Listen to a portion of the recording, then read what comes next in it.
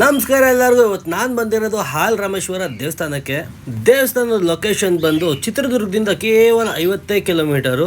So Hosadurga ತಾಲೂಕಲ್ಲಿ ಬರುತ್ತೆ. ಹಾಲ್ ರಾಮೇಶ್ವರ ದೇವ್ರನ್ನ ದರ್ಶನ ಮಾಡಿಸ್ತಾ ಇದ್ದೀನಿ. ಅಪ್ಪ ದೇವ್ರೆ ಸುಖ ಶಾಂತಿ ನೆಮ್ಮದಿ ಆರೋಗ್ಯ ಆಯಸ್ಸು ಎಲ್ಲ ನಮ್ಮ ವ್ಯೂವರ್ಸ್ಗೆ ಕೊಡು ಅಂತ ಬೇಡ್ಕೊತೀನಿ.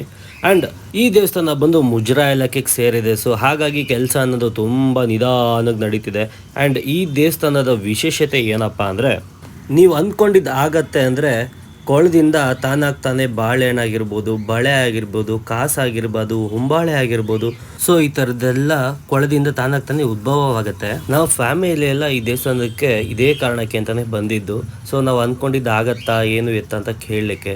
ಆ್ಯಂಡ್ ದೇವರಿಗೆ ಪೂಜೆ ಮಾಡಿ ಆ ಕೊಳದಿಂದ ಬಂದು ಅರ್ಶಿನ ಕುಂಕುಮ ಎಲ್ಲ ಹಾಕಿದ್ಮೇಲೆ ಒಂದು 20-30 ಸೆಕೆಂಡ್ ಜ್ಞಾನ ಮಾಡ್ತಿದ್ದಂಗೆ ಬಾಳೆಹಣ್ಣು ಬರುತ್ತೆ.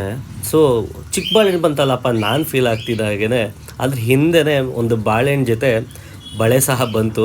ಸೊ ನಮ್ಮಮ್ಮ ಏನು ಬೇಡ್ಕೊಂಡಿರ್ಬೋದು ಅಂತ ನೀವೇ ಗೆಸ್ ಮಾಡಿ ಕಮೆಂಟ್ ಮಾಡಿ. ಬಳೆನ ನಮ್ಮ ಕೈ ಕೊಟ್ಟು ಮನೇಲಿಟ್ಟು ಪೂಜೆ ಮಾಡ್ಲಿಕ್ಕೆ ಹೇಳಿದ್ರು.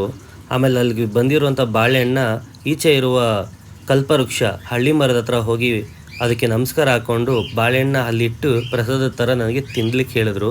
ಹಳ್ಳಿ ಮರದ ಹತ್ರ ಹೋಗಿ ದೇವ್ರ ಬೇಡಿಕೊಂಡು ಆ ಬಾಳೆಹಣ್ಣ ಇಟ್ಟು ನಾನು ಪ್ರಸಾದದ ಥರ ತಿಂದು ಸೀದಾ ಬೆಂಗಳೂರು ಕಡೆಗೆ ಹೊರಟ್ವಿ.